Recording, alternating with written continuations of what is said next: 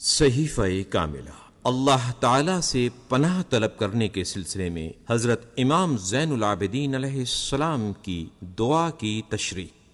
یمکن استخراج نہا معات لطیفۃ من ہذہ الفقرات الشریفہ۔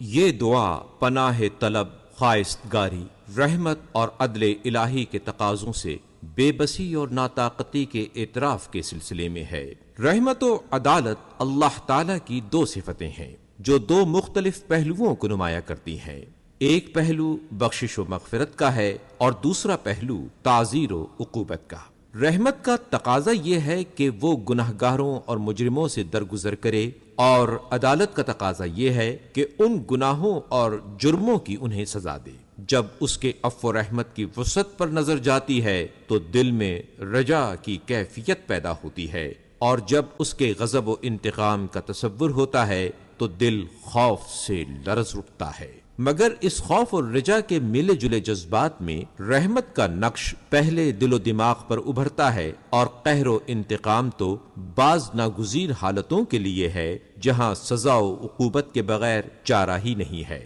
چنانچہ امام علیہ السلام نے اپنے دل نشین اور مخصوص انداز طلب میں پہلے رحمت کا تذکرہ کیا ہے اور بعد میں عدالت کا، اس طرح کہ اگر تو معاف کر دے تو یہ تیری رحمت کی کارسازی ہے، اور اگر سزا دے تو یہ تیری عدالت کا تقاضا ہے۔ پھر اس کی رحمت و عدالت کے دونوں رخوں کو سامنے رکھتے ہوئے بارگاہ الہی میں امام علیہ السلام عرض کرتے ہیں کہ اگر نجات کا فیصلہ تیرے عدل کی روح سے ہو تو دنیا میں کوئی بھی نجات حاصل نہیں کر سکتا، اور کون ایسا ہو سکتا ہے جو تیری رحمت سے بے نیاز ہو کر صرف اپنے اعمال کے بلبوتے پر نجات و راستگری کا پروانہ حاصل کر لے جائے۔ لہذا جب نجات تیرے دامن عفو و رحمت سے وابستہ ہے تو بغیر کسی محاسبے و باز پرس کے ہمیں معاف کر دے، اور اپنے فضل و احسان سے محروم نہ کر،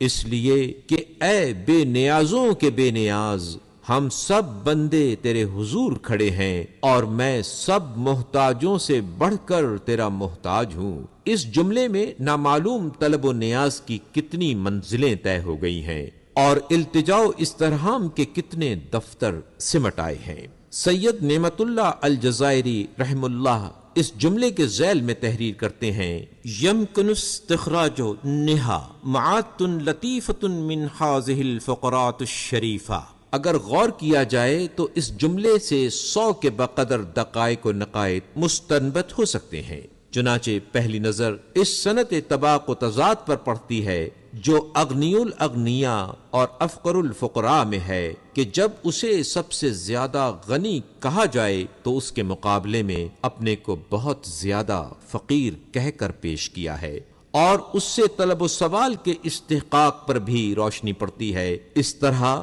کہ جب وہ غنی ہے تو کسی نعمت و دولت کے بخشنے سے قاصر نہیں ہو سکتا، اور ادھر فقر ہے تو فقیر اپنی ضرورت و احتیاج کے پیش نظر مانگے گا، اور جبکہ پانی کا بہاؤ ادھر کا رخ کرتا ہے جدھر نشیب ہوتا ہے تو کریم کا دست کرم بھی ادھر بڑھنا چاہیے جہاں فقر و احتیاج ہو۔ اور پھر وہ صرف غنی نہیں بلکہ غنی الاغنیاء ہے، جس کے معنی یہ ہیں کہ وہ ہر لحاظ سے غنی و بے نیاز ہے۔ ایسا نہیں کہ ایک لحاظ سے غنی ہو اور ایک اعتبار سے محتاج، کہ یہ کہا جا سکے کہ اس سوال کا تعلق اس پہلو سے ہے جس میں احتیاج کار فرما ہے، اور اسی طرح دوسری طرف صرف احتیاج نہیں بلکہ حد سے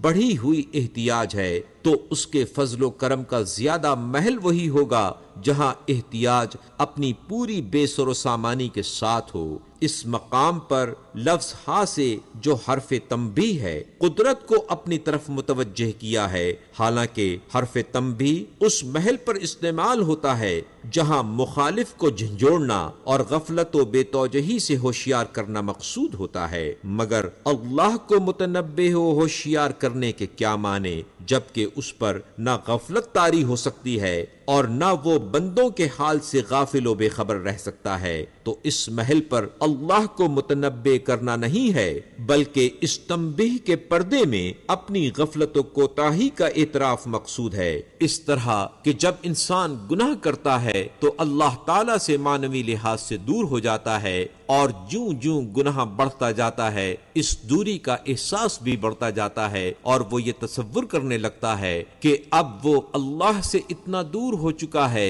کہ وہ اسے نظر انداز کر دے اور ناقابل التفات سمجھ کر اپنی توجہ کا رخ اس سے موڑ لے۔ اس احساس کے پیش نظر جو خود اس کی غفلت کا نتیجہ ہوتا ہے، اللہ کو گویا اپنے سے غافل قرار دے لیتا ہے، اور اس موقع پر خطاب کے لیے حرف تنبیہ کی ضرورت محسوس کرتا ہے، اور جب تضرع زاری اور دعا و مناجات سے اس کی طرف رجوع ہوتا ہے تو یہ دوری کا احساس ختم ہو جاتا ہے، اور اس کی طرف متوجہ ہونے سے اسے اپنے سے قریب تصور کرنے لگتا ہے۔ چنانچہ جب اپنی غفلت کے پیش نظر دوری کا تصور ہوا تو لفظ ہا سے اسے متوجہ کیا، اور جب اس کی طرف رجوع ہونے سے قرب کا احساس ہوا تو فرمایا ہم تیرے سامنے ہی تو ہیں، اور اسی امر کی طرف اس حدیث قدسی میں اشارہ ہے، جو ایک بالشت مجھ سے قریب ہوتا ہے میں ایک ہاتھ اس کے قریب ہو جاتا ہوں۔ اور کبھی اس محل پر بھی حرف تنبیہ لایا جاتا ہے جہاں مخاطب کو خصوصی توجہ دلا کر کوئی اہم اور غیر معمولی بات کہنا ہوتی ہے، اور اس طریقے سے مقصد کی اہمیت کو واضح کرنا مقصود ہوتا ہے، اور ظاہر ہے کہ اس مقصد سے اہم مقصد کیا ہو سکتا ہے جو انسان کی دائمی فلاح و بہبود سے متعلق ہو، اور پھر مقصد کی اہمیت اس کی متقاضی ہوتی ہے کہ پوری عاجزی اور سرافگندگی کے ساتھ سوال کیا جائے اور انتہائی تضرع و اسرار سے دامن طلب پھیلایا جائے۔ تو اس مختصر اور دو حرفی لفظ ہا میں اپنی غفلت اور اس کے نتیجے میں اللہ کی طرف سے بے توجہی، مدعا و مقصد کی اہمیت اور اس کے لیے گڑ گڑاہٹ سب معافی سمٹ کر جمع ہو گئے ہیں۔ حضرت علیہ السلام نے اس مورود پر لفظ عباد استعمال کی ہے جو عبد کی جمع ہے۔ یہ تو وہی اسلوب ہے جو ارشاد الہی ایاک نعبد،